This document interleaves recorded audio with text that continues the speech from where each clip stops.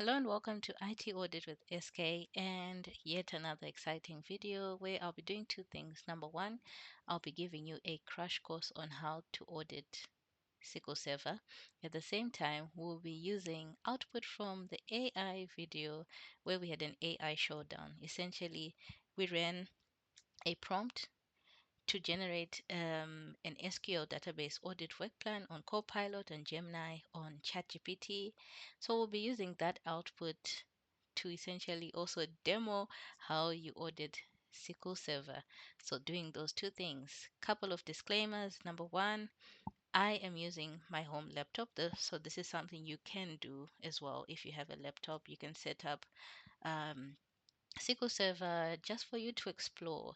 And that will also be tip number one from my side as well. One of the things I did as a junior auditor was to play around with things on my own personal laptop, obviously, not using the client as a sandbox. But yeah, I used my own personal laptop, and this is exactly what I'm going to be doing today. Is exactly what I used to do back in the day. Only thing is, I didn't have ChatGPT, Gemini, and so forth. Um, but it's essentially the same thing. So that's what we're going to be doing. Disclaimer number two. I guess what you'll see today is that this will differ a little bit from what you see in practice. So, I mean, when you then go and perform your audit, this is going to be very simplified, but it'll give you the foundation and also help you not feel intimidated when you then review the SQL Server database um, with your clients, with the business, whatever audit that you're doing.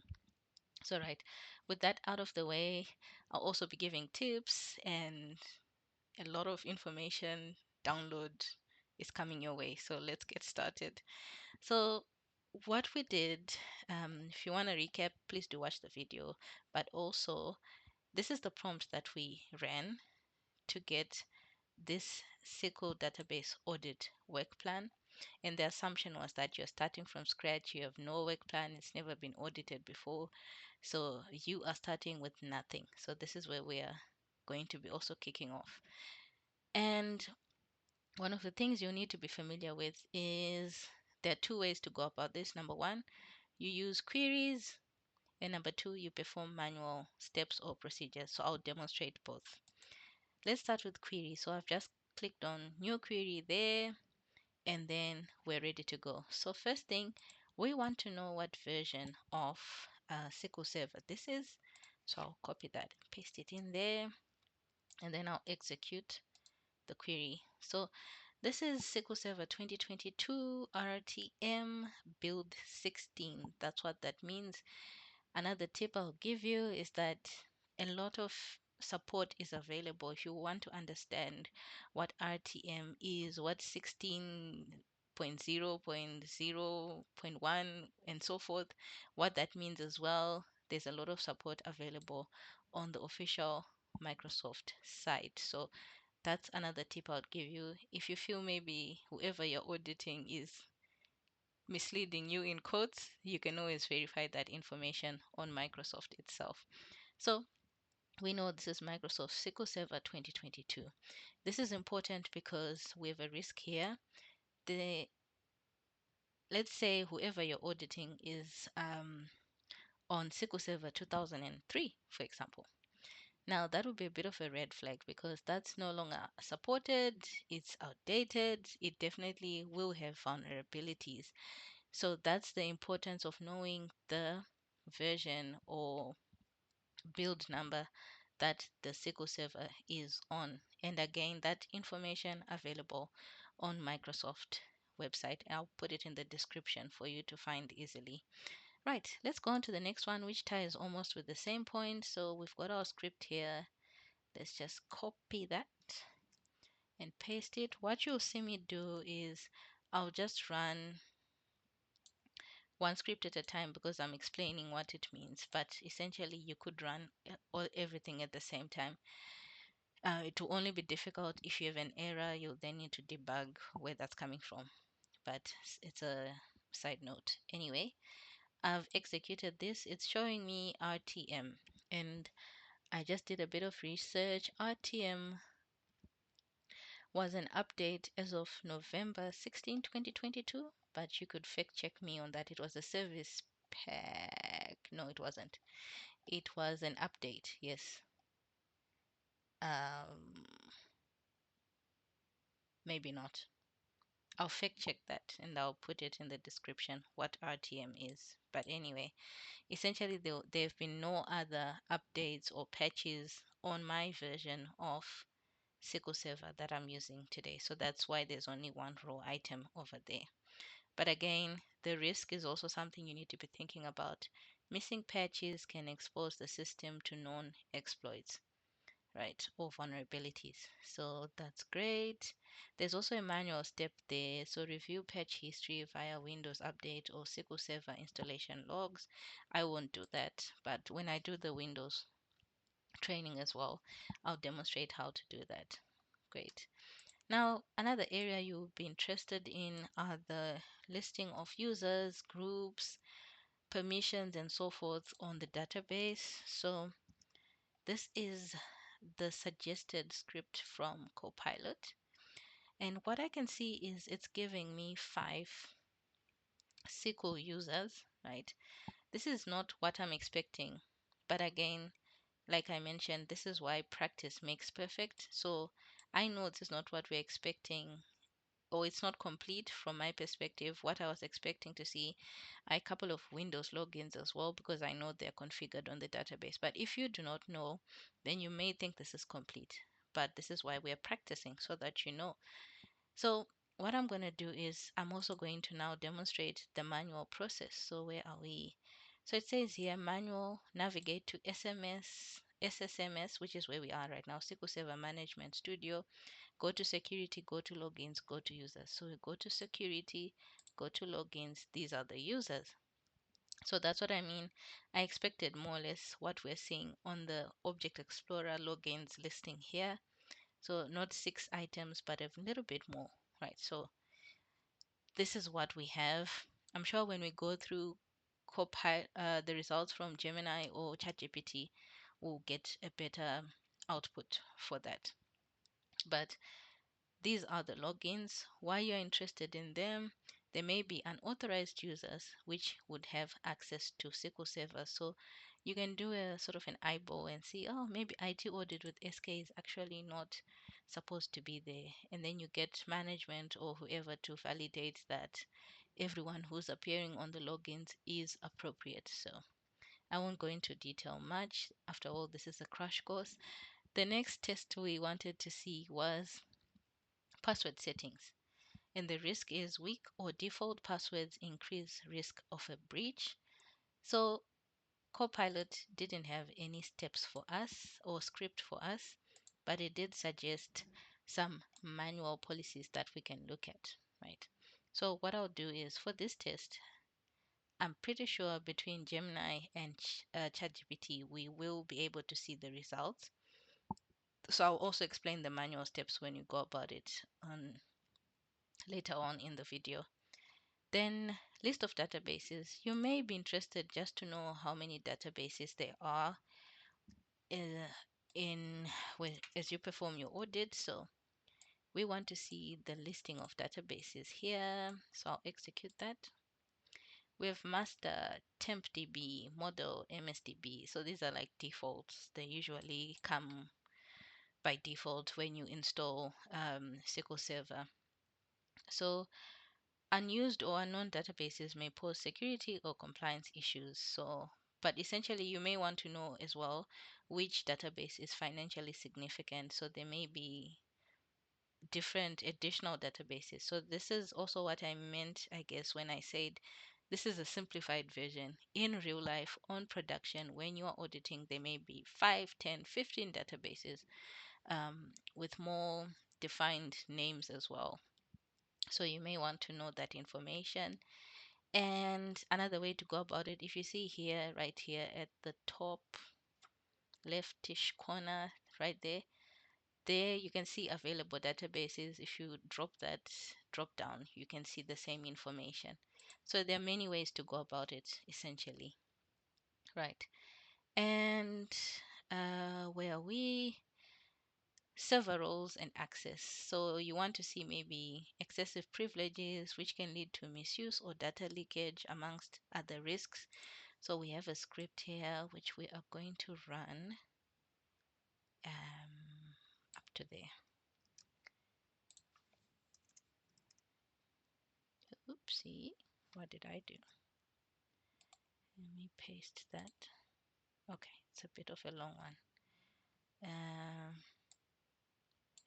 Let's execute it. So it is showing me um, two roles, or a couple of roles: sysadmin, security admin, server admin, setup admin. It's showing me members with access to those. These are called server roles. So it's showing me users with access to the server roles. And what I was just also showing you here is a drop down, which also shows the same information. So this is just a listing of the roles. But for example, if we pick sysadmin, right? Let's expand on sysadmin. There should be a way to go about this, or let me do it the other way around. Let's open IT Audit with SK, who seems to have a lot of access. For the purpose of this video, this will be my user with inappropriate access. So they have lots of elevated privilege. So here we can see that this is for IT Audit with SK. If you go to server roles, you can see they've got access to security admin, server admin, setup admin, sysadmin, similar to what we're seeing here. So you may want to do this same exercise for multiple users. So again, it will look different when you do it on production data. There will be plenty more roles, plenty more members. The table will be way bigger. So this is the output that we got um, from Copilot. Let me see here. Server roles. Okay. I was looking at the manual steps there. I thought there might be something different, but I think we've done the same thing. So this is what it might look like. There are obviously other areas you may want to audit as well. You may want to, if there are backups scheduled through the database, you may want to look at that. If there are audit logs or tables that you're concerned with, you all find that information. So the most important thing is just knowing where to find things. Really important. Sometimes you're auditing and the script fails and the database administrator doesn't know how to find certain information. So at least if you have a little bit of an idea, you can suggest ways that they can do that. So really useful. Right. That was Copilot. I'll quickly bash through Gemini and then I'll bash through ChatGPT as well. Great. So now we've got a, this is now Gemini. So let's see what it has in store for us. So I'll leave the scripts there for now. Maybe open a new query. That might be good. Right. So this is now Gemini. And the first test again, database name and version. I don't think we need to go through that again, but I found the risk to be more detailed. So running an old or unsupported version can expose the database to known vulnerabilities and lack the latest security features. So it says run the script below, but actually let's run it, I guess. Let's see what this looks like because it looks a little bit more detailed. Right, let's execute that. So this has combined essentially the two scripts that we covered with Copilot. So it's showing us the SQL Server version info, the product version, the edition, the product level, SP/CU, which I don't know what that means, but you can do that research for me. Thank you so much. But yeah, and it also says the expected results. So the version should be recent, fully supported release, e.g. SQL Server 2019 or 2022, which we are on, yay, with the latest service pack or cumulative updates, that's CU. Okay. And then you put your results here. So if we were assessing mine, we'll then say this one looks fine, I guess. And I guess if we move on to updates and patches, This verifies the currency of security posture, so cumulative updates, service packs, and so forth. The risk being missing recent updates leave the database vulnerable to security flaws that haven't been or that have been patched. Run the script same as above. So yeah, essentially the same script that we've already executed. So this is fine. We won't deal with that anymore. And then we jump to users and groups. What we can see is there's a risk of orphaned, unused, or unauthorized accounts which could be exploited to gain access to data. So as I mentioned in the AI video, I really preferred the way the risks are broken down by Gemini. It's really, really helpful. So the script that we have, I'll just copy that across, and that's a big script, right? Okay. I didn't expect it to be so big, but anyway, let's execute that. And there must be, oh, use your database name, right? So this is the other thing. As I mentioned, sometimes when you execute scripts, especially when you're doing your actual testing, you will need to change certain things. So here I'm just going to put master. Yeah, I'll use master just for purposes of examples. And I really like the fact that Gemini has included little comments or notes there of what each of the results or each of the queries or line items is going to give you. Here where it says use master, I hadn't seen that. That's why we got the error there. So I've changed it to the database that I want to see. But it also reminds you to change this, which is helpful, right? So those are called comments. What is it now? Right. So it says line 25. Right. I guess these are some of the challenges that you encounter. I know we've already seen the results, so let me try to debug this and see what's happening. So what I've done now is executed just the first part of the script, and this is showing us the login name, the login type, whether the account is disabled, when it was created, when it was last modified. So how this would look like if you're doing your testing, you would be interested in SQL logins. You'd be interested in default accounts being disabled, or maybe the name has been changed, maybe the password has been changed. So SA is a typical default account. You'd be interested in any accounts created within the audit period sometimes, depending on whether you scope that in. So you want to know for any accounts that were created, where the proper provisioning controls um, executed for that. So usually you would have filled in some kind of request and so forth and so forth. You would also expect that with infrastructure related accounts, if that's the process that they follow, and the date last modified. So I've just only executed this part, which is showing me a list of all server logins. This other part here is going to list users in a specific database, and it says run this in each database you audit. So I guess for purposes of not wasting time, because this keeps on producing an error for me, I won't execute that. I'll probably sit down and try to figure out why that's not running. But essentially, you have your list here, which should ideally match with the logins that we have here, which more or less looks like it. I guess this is not showing. What is it not showing? Maybe two of those accounts,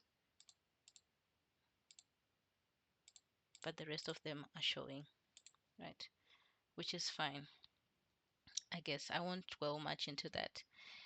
And then we move on to the next one, which is password settings. So weak or expired passwords for SQL Server logins make brute force attacks easier. Very high level, but essentially that's what it does. So there's a script there that we can run. Let's see what it will give us. And expected results is policy checked and is expiration checked set to 1 true. Let's see what that will give us. Just paste that there, And where am I starting from? Select name as login.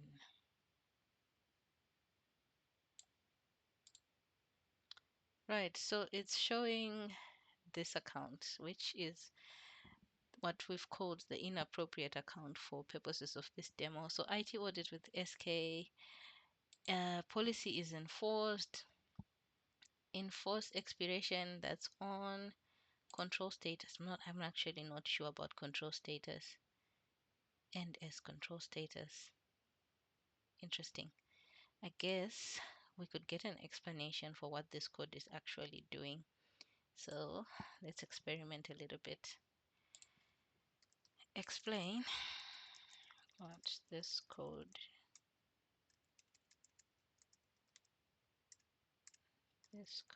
is doing and the output there. Oh, I didn't put the code. No. Right, so this is rule set result number 4. So control status, it's showing that it's a weak control. Oh, that's interesting. So it already embedded a check whether the control is weak or it's fine. So that's interesting. Okay. But it didn't pick that up, I guess, because we can see enforced policy is 1, enforced expiration is 1. So control status should have been a tick, but it didn't produce that. Maybe it's because of the character here. So a little fun there exploring what that is supposed to be giving. So this is why it's much, much, much more easier doing this now than when we used to do it back in the day. Cool. And then we move on to list of databases. Again, if you just want to know the list of databases, let me see if it's actually any different from the one we did. The risk is unknown or legacy databases can consume resources, harbor sensitive data, and be forgotten, creating a security oversight. It's a really good risk. So it's just to do with database inventory, run the script below. Let's copy that.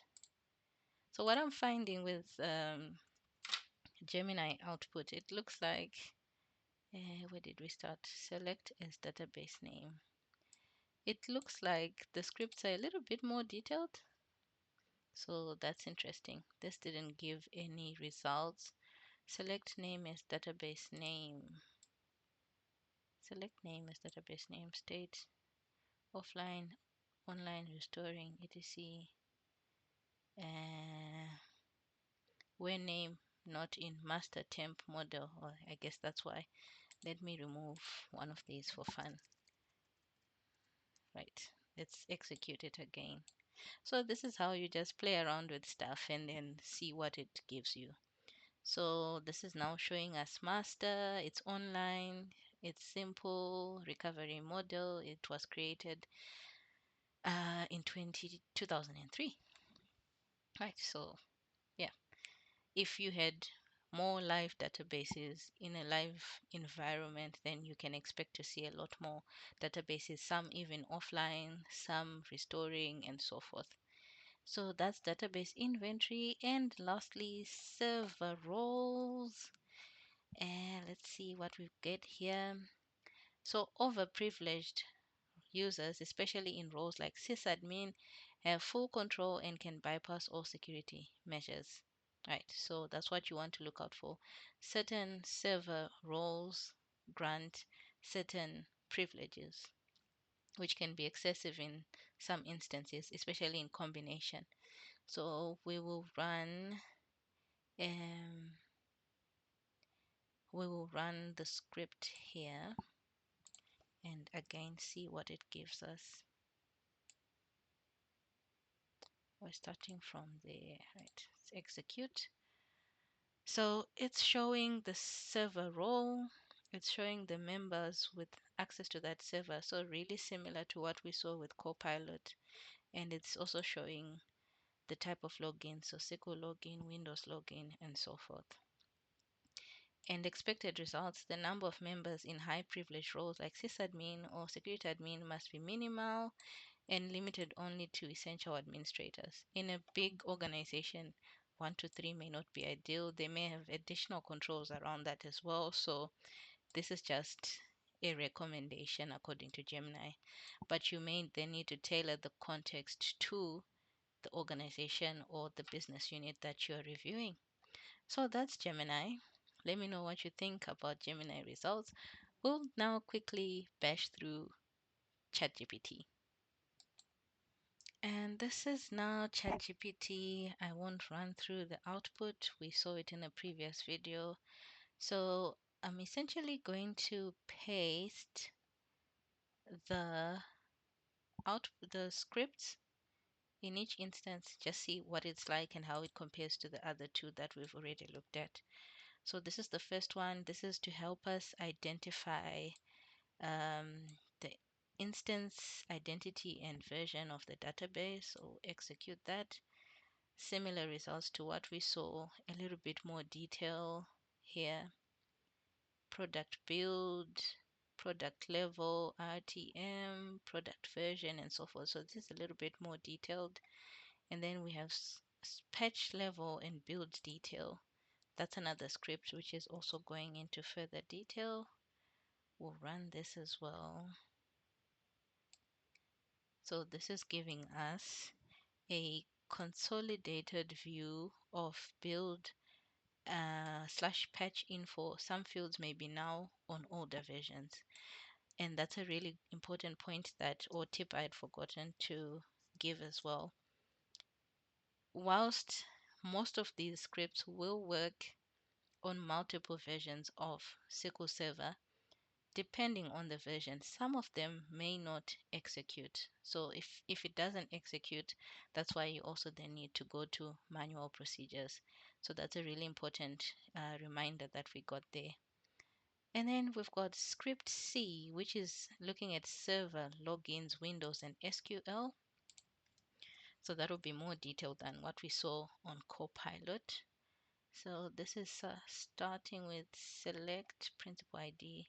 I need to remember the line every time since I'm running these one at a time. So we've got, yeah, pretty much what we saw. We've got Windows logins, SQL logins. We've got is policy is disabled, is policy checked, is expiration checked, create date, modify date, default database name. So this is pretty good. This is pretty good. I will mention and I'll demonstrate this. We can see there's a default database name here. If I change the database to tempdb, for example, execute the same query, you will see, well, we still get master, which is fine. But the results sometimes may differ a little bit based on the database that you're executing your queries from. So be mindful of that. And then password policy and status, that's the next one. So that's from 44. Let's execute that. So what we are seeing is more or less the same information anyway. Disabled accounts where the Windows, where the policy is checked, this must be SQL Server policy, I'm going to assume. Expiration checked, and then database name, create date, and so forth. So,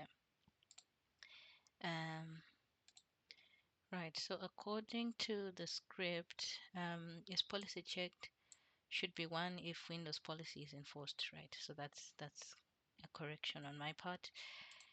That's fine. And what else have we got? So yeah, that is passwords, where we're looking at SQL logins only. And then we'll go to database inventory again. So quickly copy that and paste it here. So that's starting from somewhere here. Let's execute.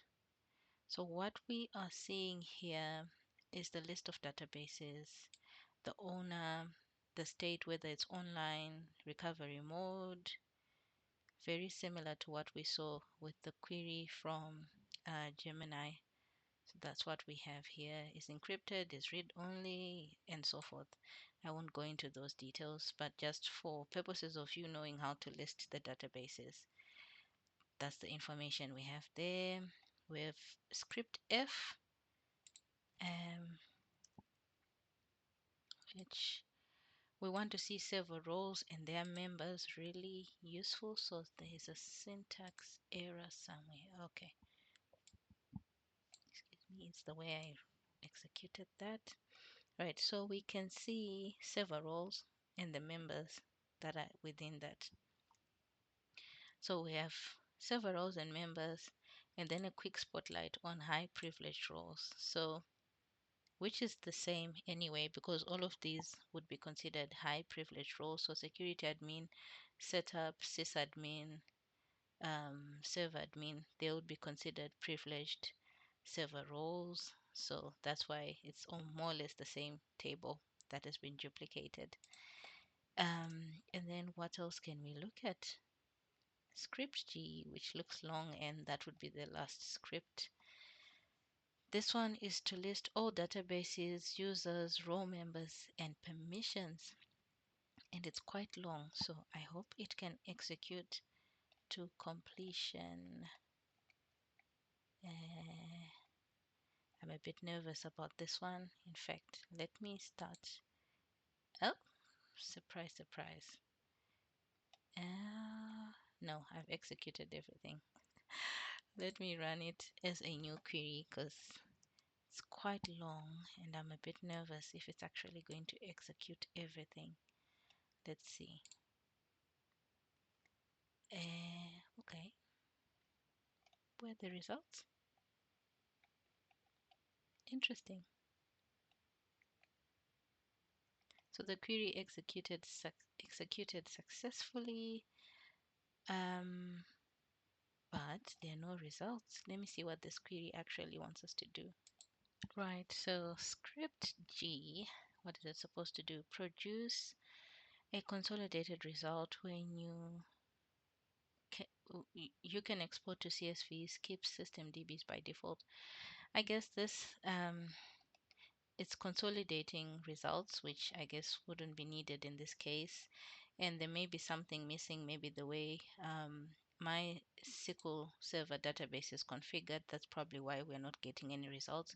So I won't get into investigating that. But we can, I guess, finally conclude this video and wrap it up. So that's it for the demo of how to test SQL Server and also um, how to, I guess, use AI as well to help you in the process.